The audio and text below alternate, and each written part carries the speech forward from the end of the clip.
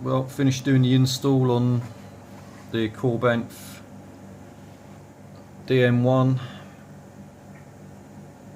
i.e. Darth Maul staff saber.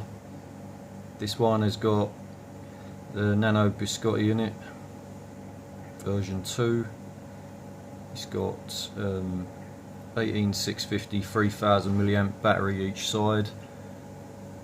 This one also has something that most people don't do, and it has 2-watt bass speaker in each side of it. Most people only put in the mini speakers into these, but the bass speaker will fit if you use a Dremel or a grinder around the outside edge and take about a 1mm, I would say, 1mm of the edge down all the way around the sides of the bass speaker. The bass speaker will fit in the Korbanth DM1s, and I believe it should fit in the quais. If you cut the inside tube down to slide it in, it should go into quai as well. This one I did weathering technique, 2 versions of a weathering technique on this. I used Aaron Solo's hold, his technique, which he gave me the details on and told me the compound to use, or weathering chemical. I used an aluminium black version, which is how I got this nice burned carbon scored look to the emitter.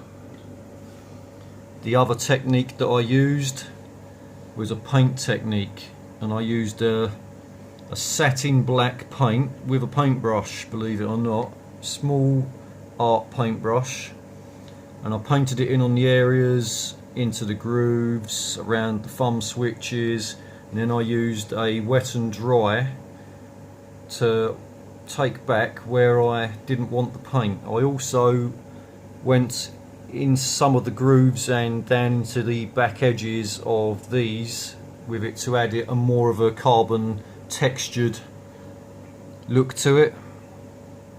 And I've got to say, this is probably the best weathering technique that I've experimented with so far. You can see in the grooves it does actually have a texture. If you use a paintbrush, you can do this technique.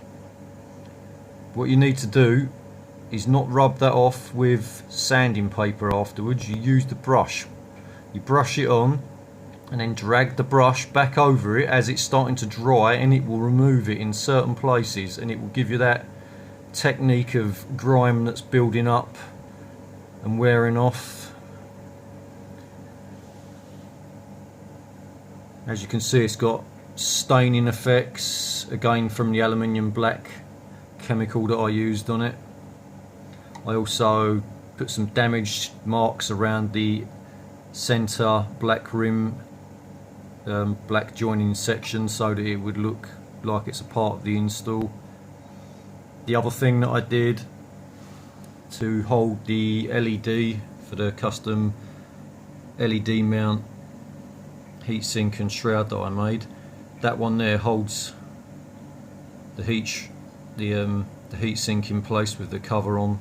That one obviously is your blade holder. What I did was, because these come with CoverTech holes at both ends, so you can put it this end as a staff and this end as the single use, I decided to make use of those, and I've installed the recharge ports, drilled the holes out to enlarge them from the CoverTech size, and tapped a thread, and I threaded the recharge port in from the inside, so you haven't got any nasty nut on the outside of it which you can catch your fingers on if you like dueling with them and you use bare hands when you're dueling. Some people do, some people will use gloves, but I use bare hands when I'm using my sabers. So that is nice and smooth because I turned them into the recharge ports. I'm not going to catch my fingers across it. I wired up the LEDs to the board. Unfortunately, because it's a nano biscotti, they don't power off. Even when it goes to sleep mode, they stay on, which is a bit annoying really, but that's just one of the downsides of using a budget board, I suppose. but other than that, it's great. I'll take the other kill key out.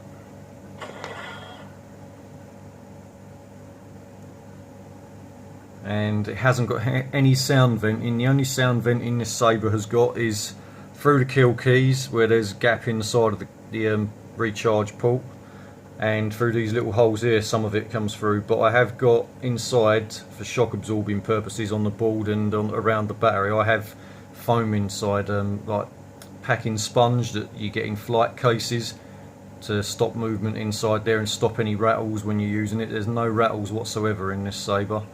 I only used a piece of lightsaber tube from the blade, lightsaber blade, to hold the nano biscottis in, to stop them from shorting out on the sides, and the wire is tucked in underneath them, and speaker wire and stuff like that. But obviously power switches are on the red buttons at the front. As you can see, it's not very loud when it's in staff mode, but it has a red cool white LEDs in both sides.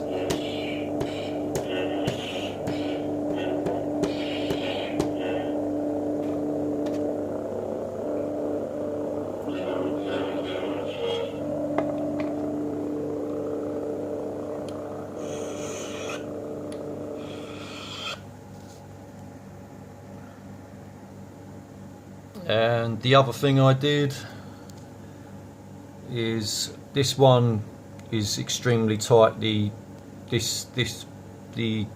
joining piece stays attached to this saber on this side. And inside you can see 2-watt bass speaker, and same in there, 2-watt bass speaker.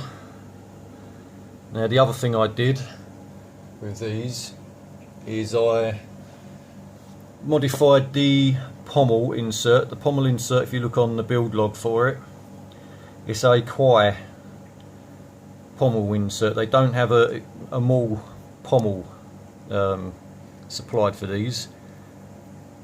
So what I did was I machined down the edges, so it's now flat and it matches the rest of the saber. The other thing I did, I only did this to one of the pommels, is I ground it quite severely on the edges to look like it'd been sliced, so it looks like the half Maul. And obviously I've done quite a high degree of aluminium black weathering technique on it to look like it had been burnt through by a lightsaber cut.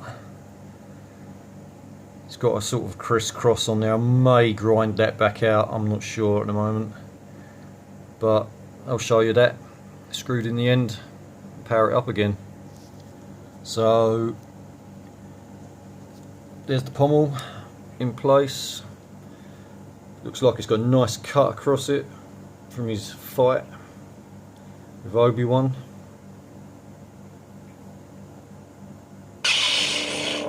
And it's a lot louder now, obviously, now the speakers can breathe.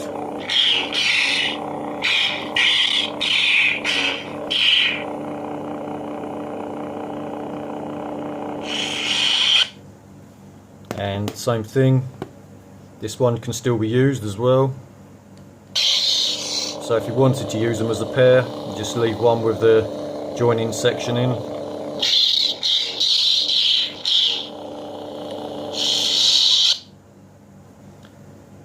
So